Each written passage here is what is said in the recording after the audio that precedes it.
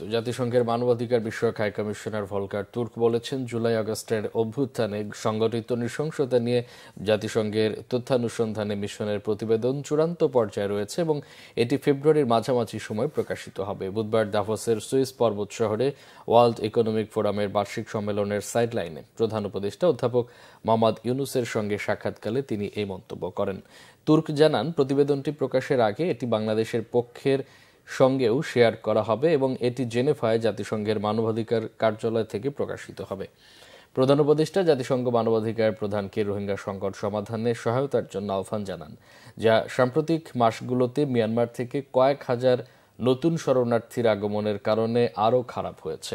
Turk পূর্ণ সমর্থনের আশ্বাস দিয়ে জানান, তিনি এই বিষয়ে জাতিসংঘের মিয়ানমার বিষয়ক বিশেষ দূত জুলি বিশপ সহ সংশ্লিষ্ট অংশীদারদের সঙ্গে আলোচনা করেছেন।